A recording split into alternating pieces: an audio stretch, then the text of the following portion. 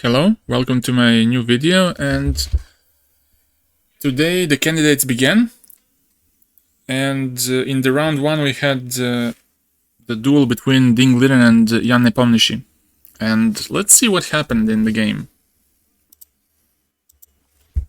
We had the English opening and Nepomniachtchi played e5 on the first move, g3, and now c6. We've seen this before, I think, Mamedyarov against Prague in Vaikanze. And also I think that Giri plays this with black pieces. Or with white, I don't know. And now white challenges the pawn on e5 and uses the fact that the c-pawn moved, and if black plays d6, that would make his position much more passive. Because in that case, this resembles of some kind of old Indian defense, and d4 at some point is going to be very effective, and black is very solid but also quite passive. So black here plays very principally, and he plays e4, trying to get more space in the center, and he forces white to go to d4, and now d5. He tries to establish the center. White takes on d5, queen takes d5, and now the knight goes back to c2, because a move like e3 with g3 being played is not what white wants to make holes in the position. So he goes back to c2, and also this position looks somewhat similar to Sicilian, but this kind of with e4, c5, knight f3, g6, and now with d4. But in this case, queen takes d4 is a little bit more unpleasant, because it can be met, knight f6 can be met by e5, and there's no knight d5, but there's knight c6, and etc, etc, and the game goes on. In this position, black goes knight f6, and now white gets a very important tempo on the queen to develop, because currently black has more space because of this e4 pawn, and white has to either do some pawn break like d2, d3 or d2, d4, or when he castles, let's say bishop g2, castles, then go f3 and have a pair of hanging pawns in the center, but opening up the position. Especially his bishop on c1, which is currently quite bad. White goes bishop g2 here, and now the knight goes to a6. Trying to not interfere with the bishop on c8, and trying to find some different path, like knight b4 possibly, or knight c5. White doesn't matter, he doesn't mind, he goes for a castle, bishop e7, and now knight e3. The knight from c2 is very bad, and it has to find a better square, and also with the queen being so active, there's always some idea like queen h5 and knight g4 to provoke h3 and then going back and hitting the h3 pawn. So knight on e3 is also useful because of that, to just stop knight g4 possibly. And now Jan castles. Although previously in this position h5 was being played, and it was in the game between Giri and Grishchuk. I'm not sure which tournament it was, but maybe it was candidates. The first part, I'm not sure. And the idea is very simple, to play h4 next, to open up the h file and to give a checkmate on h2. That's the perfect scenario. But white can always answer with d4. So usually when you face a flank action, you have to strike on the different side. And this is a typical example.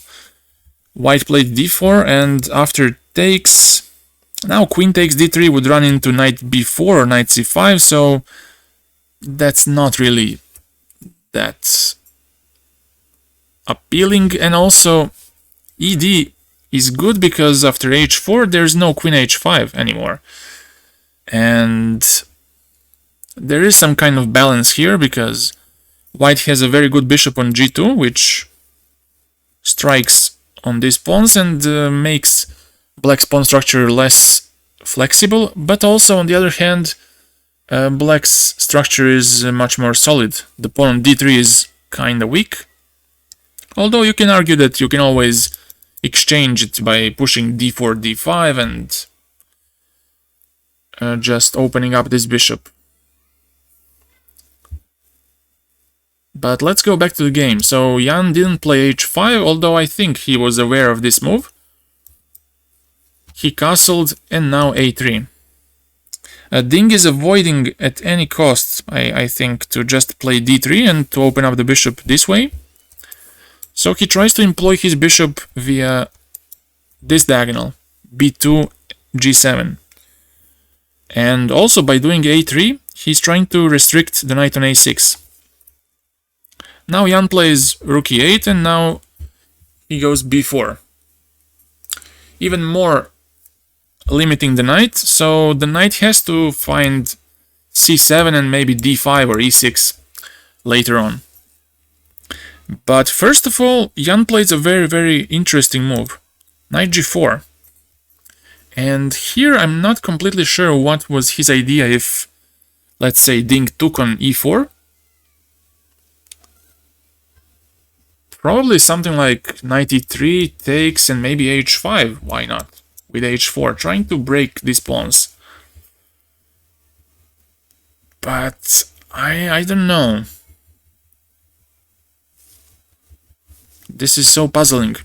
Maybe this was the idea, just h5, h4 and trying to break open the king side. But here Ding doesn't take the challenge and he goes bishop b2, just finishes development, and his reasoning is that he can always capture on g4 if some queen h5 happens and that there's no attack. Or there's no quick attack, at least. Now, queen h5 by Jan, and he still keeps insisting on giving up this pawn on e4. But Ding plays h4. Oh, sorry. h4, which looks a little bit sketchy because you don't want to open up to just push the pawn when you're castled here. I don't like this move. Although bishop h4 doesn't work immediately because you can always exchange the knight. In the long run it might cause some trouble. Again, this was the chance maybe to take on g4, bishop g4 and then bishop e4. Take the pawn, and again I'm not sure what was Jan's plan here. Maybe bishop f6 and some long-term stuff with bishop h3, rook f2. But I don't find anything that alarming. Maybe just put your rooks on the open file and keep it very stiff. But Ding plays h4, which invites some trouble for white. Now Jan plays bishop f6, and now there's no more capturing on e4 because the bishop on b2 hangs, and that's why first Ding plays queen c2, but now it's time to take on e3, d3 of course, because in case of fe, g3 is just dead lost. Now bishop f5, and now it's not possible to capture the pawn because again, if you take on e4, bishop takes, bishop b2 in the end, and you lose the bishop. So now Ding has to find some play on the queen side, because if you give enough time to black, he's gonna rook lift to the 6th rank and at some point play g5, open up the h file and just deliver brutal checkmate. to white's king. So it's not like he can do anything about it, but at least he could try to demolish black's queenside and in that way to stop the attack. Now he's doing this and he's trying to exchange at least one piece which can be used in attack. Now bishop takes b2, knight b2 and knight c7. Now this knight has to just join the game because one piece, the bishop on f6, was lost, was exchanged. So it would be useful to just include one more piece in the position, and that's what black does. Now knight c4 by Ding, and now rook e6. As I said, this rook lift is very important for the attack, and that's exactly what Nepo does. Now rook fd1. He's trying to just make some semi-threats along the d-file, and also maybe to put pressure on the e4 pawn. Nepo plays knight d5, and now this was maybe the important moment where Ding played rook d4.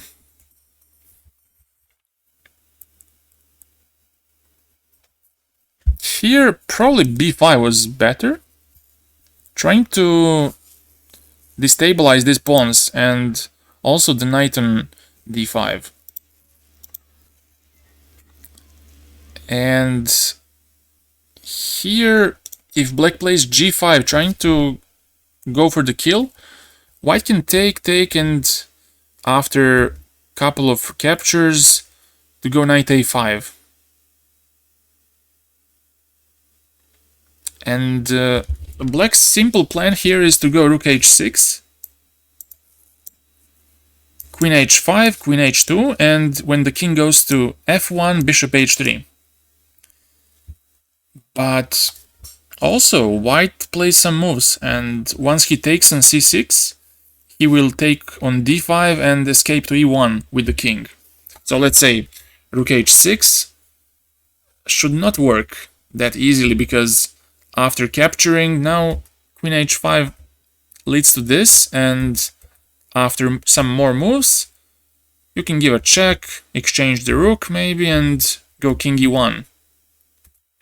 It's still a very complex position, but I think that white's king should be relatively safe here.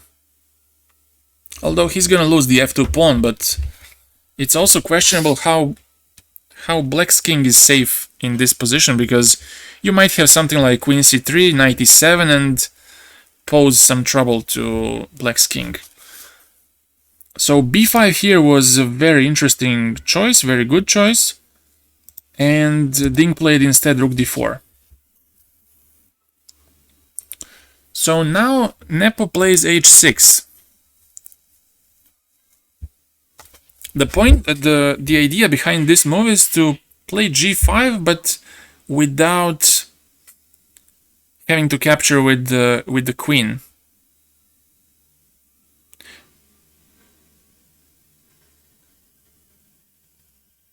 But actually g5 here was best. g5 was, I think, very, very scary for white, because if white takes queen g5 and now b5, rook h6,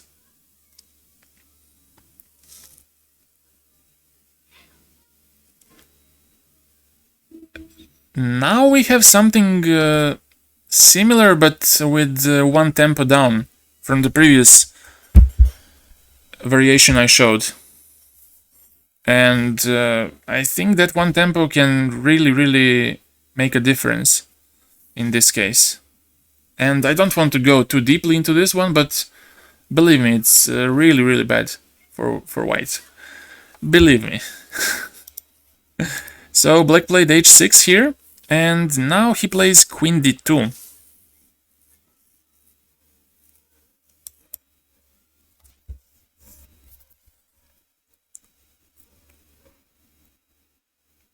Probably he was hoping for some exchange sacrifice on d5. I don't know what was his plan with this move, But if he wanted something similar, he would probably go for this. Probably he considered even this move, but I don't know. If you play g5 now, there is this move. And by sacrificing the exchange, you're taking over the c-file and you're decreasing black's attacking potential. And if gh, let's say knight d6 is very strong. And what do you do? Rook f6 can lead to queen c5 and still putting some pressure on the bishop. So I'm not sure. On rook ad1 here, maybe this is the move, but you can still take on d5, and let's say if you just step aside from the pin to go queen d2, and white has a nice control over d-file, and I don't see a very easy way to take it over. Plus, if you give some time to black, he has to take care of the e4 pawn, so it's not always so easy. Like, it's not the most important thing to just occupy the d-file, because if you lose some pawns in the process, it doesn't matter. It's just too much, because at the moment white has a pawn for the exchange, and although it's a double pawn, but the structure is very solid, as you can see. The king side is basically untouchable right now. But in the game, Ding played this, and yes, I want to show you the difference between two lines, between rook ad1 and queen d2. So Nepo plays this move, rook a e8, and I don't believe that's what he missed. Maybe it's what he missed, that after this and queen d5, black has queen takes e2. And now the knight on c4 hangs.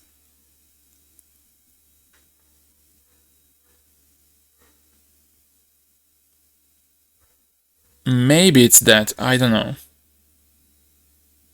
If you go knight d6, well, I have rook d8 and I collect this knight.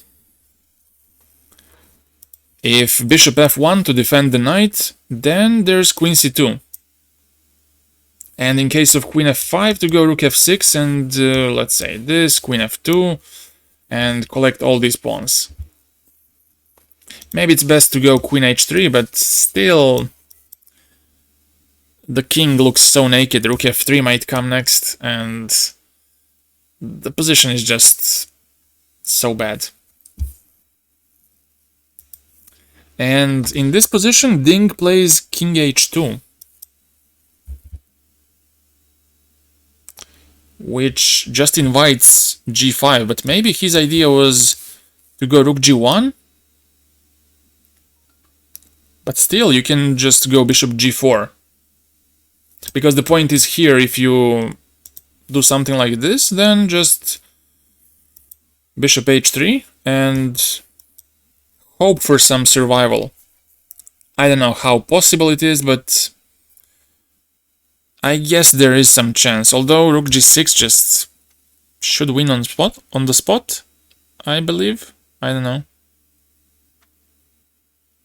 I'm not sure here.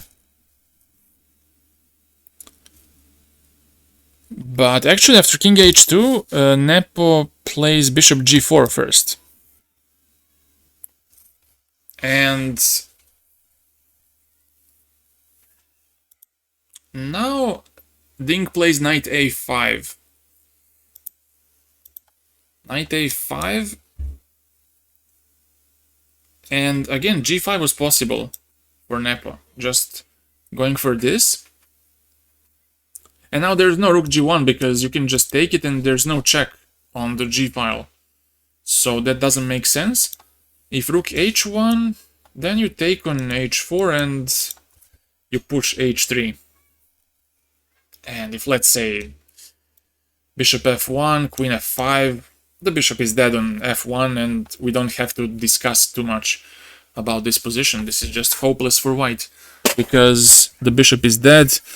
These pieces are just so sad. Rook f6 might come next, and it's a very, very tragic end for white. But, you know, it's not a huge...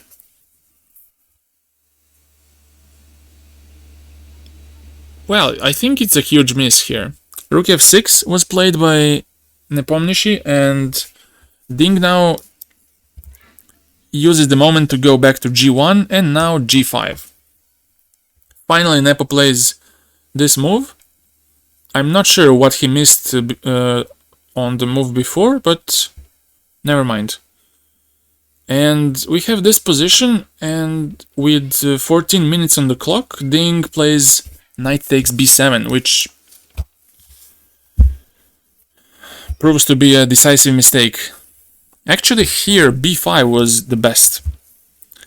And a very common theme in this game, this b5 move, trying to destabilize the knight, and in case of gh to take on c6, and if he takes one more time, just fg.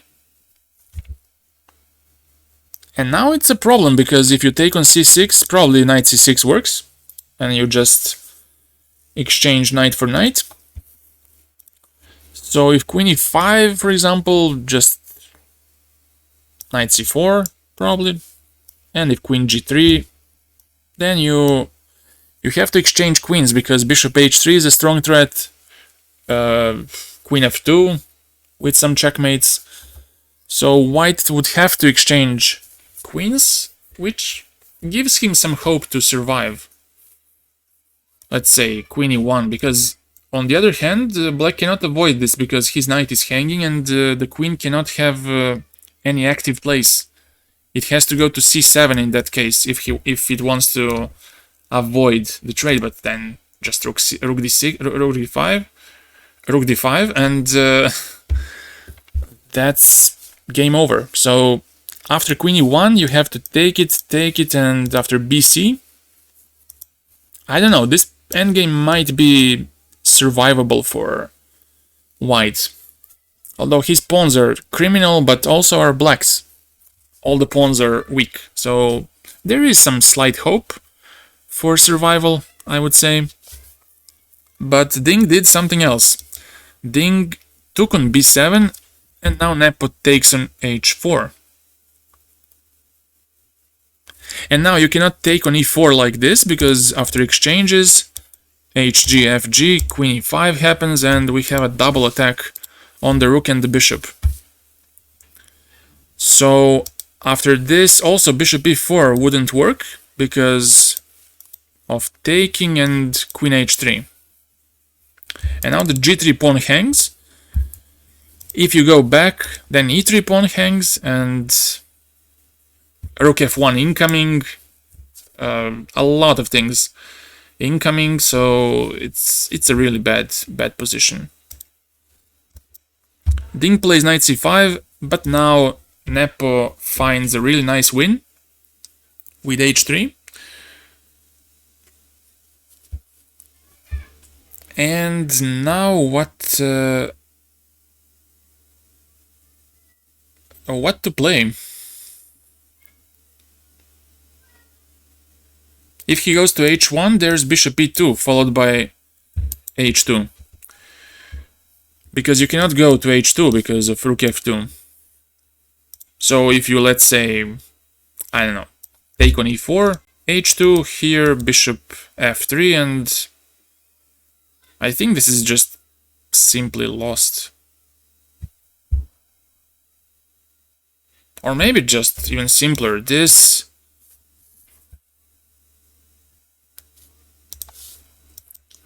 and rook f5? Rook f5 looks very good here, although the queen hangs. Well, after this,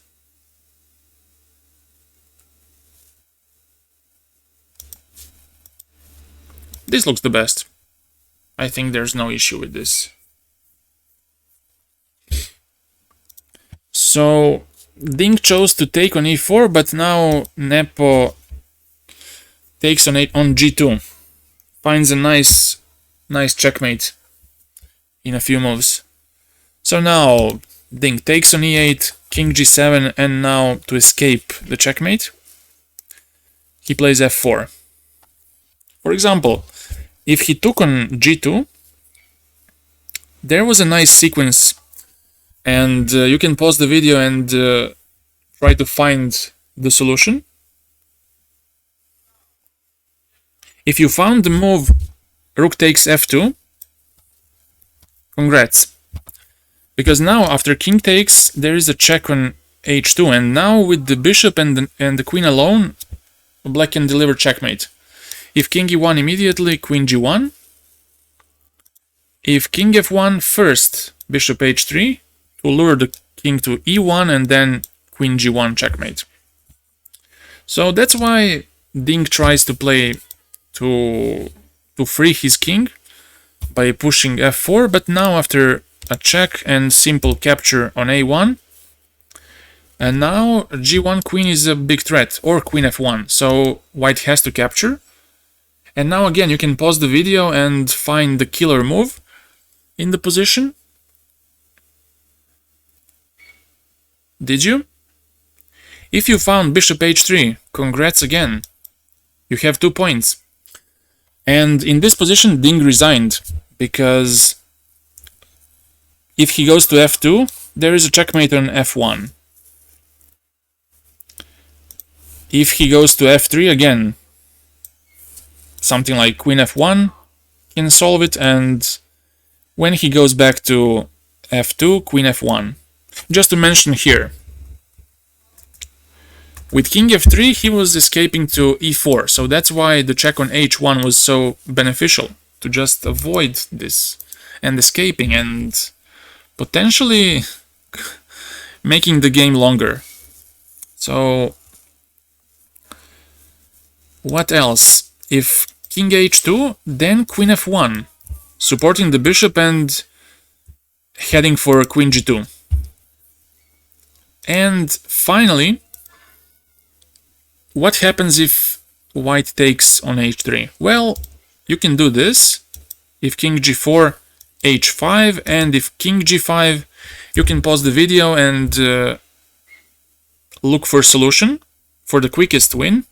I believe there are lots of wins here, but try to find the quickest. Did you? If you found queen h3, congrats, you have 3 points, and you are the winner of I don't know what. Simply with this move you cannot stop queen g4, and that's it.